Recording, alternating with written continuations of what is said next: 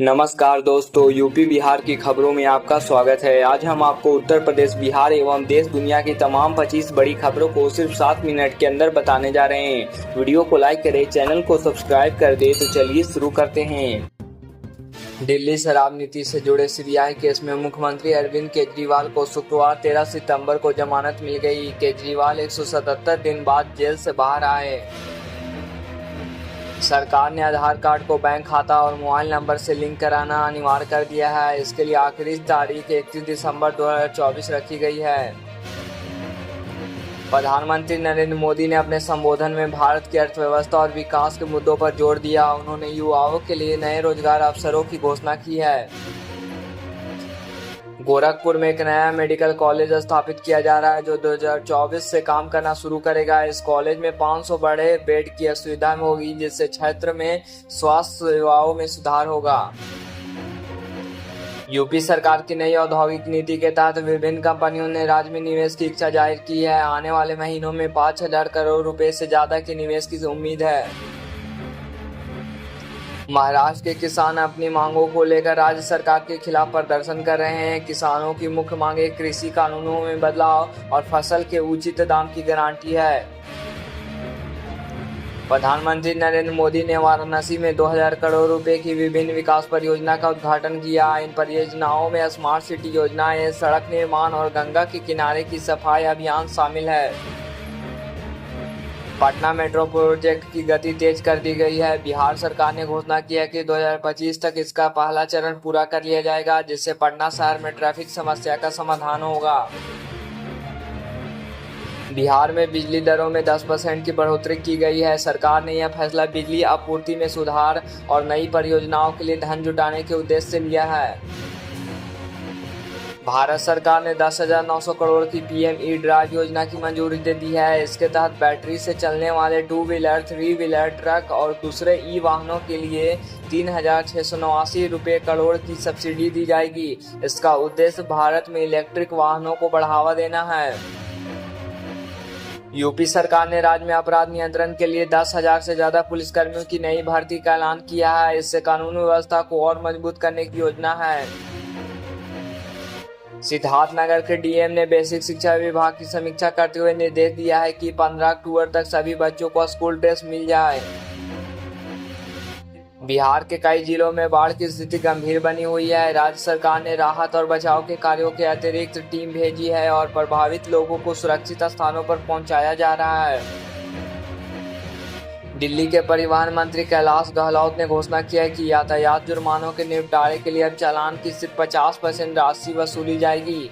जनता को 90 दिनों में मौजूदा चालान का निपटारा करना होगा। यह प्रस्ताव उपराज्यपाल वीके सक्सेना को भेजा गया है। टाटा स्टील को पोर्ट टैबलेट में उसके ग्रीन स्टील प्रोजेक्ट के लिए यूके सरकार 5,475 करोड़ की मदद देगी। इसे लेकर ब्रोकरेज फर्म अमर्टन स्टील ने कहा कि यह टाटा स्टील के फाइनेंशियल आउटलुक के लिए पॉजिटिव है। बिहार में अगले 2 दिन तक झमाझम बारिश की संभावना है। मौसम विज्ञान केंद्र ने आज प्रदेश के 25 जिलों में बारिश और आकाशीय बिजली का अलर्ट जारी किया है। इसमें 6 जिलों में भारी और 19 जिलों में हल्की बारिश की संभावना है। यूपी सरकार ने नई औद्योगिक नीति की घोषणा की है। इसमें राज्य में निवेश को बढ़ावा मिलेगा और युवाओं के लिए रोजगार के नए अवसर खुलेंगे। तेलंगाना सरकार ने राज्य में नई शिक्षा नीति लागू की है, जिसमें छात्रों को व्यावसायिक शिक्षा पर जोर दिया जाएगा ताकि वे रोजगार के लिए बेहतर तरीके से तैयार हो सके। गया में 17 सितंबर से पितृपक्ष मेला शुरू होगा, जिसमें देश विदेशी तीर्थ यात्री पिंडदान करने आएंगे। प्रशासन ने तैयारी की है कि और यात्रियों को पिंडदान के बाद उपहार स्वरूप गंगा जल दिया जाएगा ताकि वे इसे पूजा पाठ में इस्तेमाल कर सके। जम्मू कश्मीर में सुरक्षा बलों ने आतंकियों के खिलाफ एक बड़ी कार्रवाई की है, जिसमें कई आतंकी मारे गए हैं। इलाके में हाई अलर्ट जारी है। ग्रेटर नोएडा में अफगानिस्तान और न्यूजीलैंड के बीच टेस्ट मैच 5 दिन बारिश और गीली आउटफील्ड के कारण बिना टॉस के रद्द हो गया। टेस्ट क्रिकेट के इतिहास में यह पहली बार हुआ है कि भारतीय धरती पर कोई टेस्ट मैच रद्द हुआ। बिहार में 2024 के लोकसभा चुनाव के लिए राजनीतिक दलों ने अपनी तैयारियां शुरू कर दी है। नीतीश कुमार और तेजस्वी यादव ने गठबंधन को लेकर अटकलें तेज की है, जबकि बीजेपी भी अपनी रणनीति पर काम कर रही है। लखनऊ में अगले साल होने वाले ग्लोबल इन्वेस्टर समिट के लिए तैयारियां जोरों पर है। राज्य सरकार इस समिट के जरिए विदेशी निवेशकों को आकर्षित करने का लक्ष्य रख रही है। कोलकाता में महिला डॉक्टर की रेप हत्या के बाद डॉक्टरों के प्रदर्शन के बीच ममता बनर्जी ने पश्चिम बंगाल के मुख्यमंत्री पद से इस्तीफा देने की पेशकश की है। मुख्यमंत्री ममता बनर्जी ने कॉन्फ्रेंस में कहा, लोगों के लिए मैं इस्तीफा भी दे सकती हूं। कर्नाटक के कई जिलों में भारी बारिश के चलते बाढ़ जैसे हालात बन गए हैं। सरकार ने राहत और बचाव कार्य शुरू कर दिए हैं।